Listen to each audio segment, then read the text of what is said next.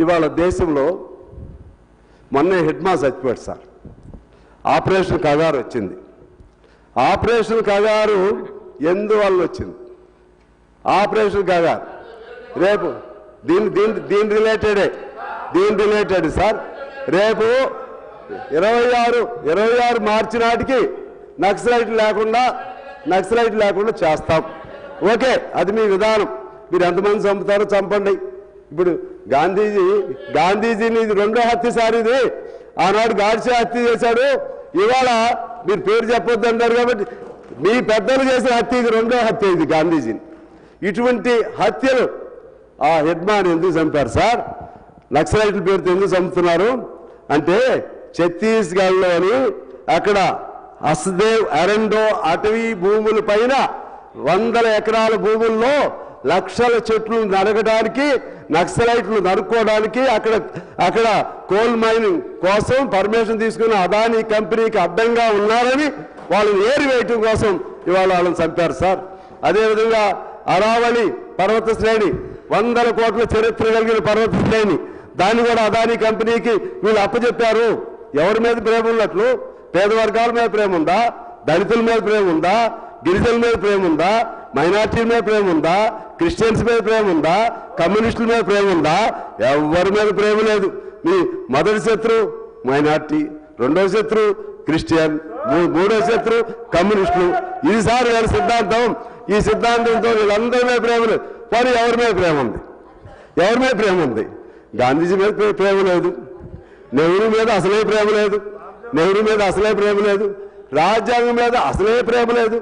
రాజ్యాంగం రాసిన అంబేద్కర్ మీద ప్రేమ లేదు. రాజ్యాంగంలో ఉన్న సెక్యులర్ పదం మీద ప్రేమ లేదు. రాజ్యాంగంలో ఉన్నటువంటి మన ఈక్వాలిటీ పదం మీద, సోషలిజం పదం దానిపైన మీకు ప్రేమ లేదు. ఎవరి మీద ప్రేమ ఉందండి? మీకు వీర సావర్కర్ ఒకటి అయిపోయింది సార్. క్లోజ్ చేస్తాం. మీ వెనకాల సభ్యుడు అడుగుతుంటే sir okay right sir, thank you sir. వీళ్ళు నాకు అర్థం కాదు సార్.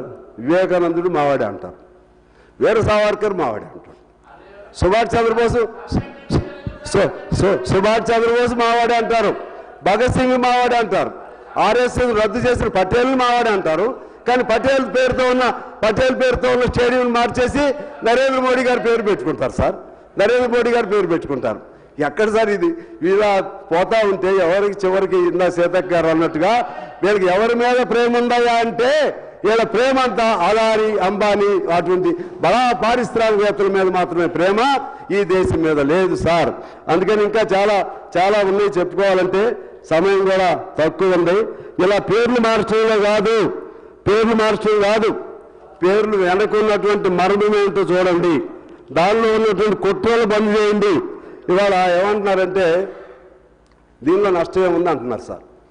ఇప్పటికే 16 లక్షల మందిని ఈ బిల్లు రాకముందే, చట్టం అవ్వలేదు, బిల్లు రాకముందే 16 లక్షల మందిని ఉపాధి హామీ నుంచి పలు కారణాలతో తొలగించారు. 4% నా రికార్డు, ఇది రికార్డు. 4% బడ్జెట్ని 1.37కి తగ్గించారు సార్. అంటే 1,30,000 కోట్లు ఈ సంవత్సరం బడ్జెట్లో పెట్టలేదు సార్. పోయినసారి ఓన్లీ 80,000 కోట్లకే కుదించారు. ఎందుకంటే మేము రోజు ఏదన్నా మాకు ఇవాళ గ్రామాల్లో కాస్త కలకల్లాడుతూ కనపడుతుందంటే ఉపాధి హామీ సార్. ఇవాళ ఏ కాంట్రాక్ట్ చేయట్లేదు. కాకపోతే ఆ ఊర్లో అక్కడ కమిటీ వేసుకుని ఆ కమిటీలో ఎవడో ఒకడు ఉంటాడు, చిన్నాడు, వాడు కొంతమంది పని చేయించుకుంటున్నాడు. ఇవాళ అందరూ హ్యాపీగా ఉపాధి హామీ. నా మీద ఎంత కోపం ఉందో తెలుసు సార్. మాది కార్పొరేషన్, ముఖ్యమంత్రి గారి సహాయంతో మాది కార్పొరేషన్ తీసుకుని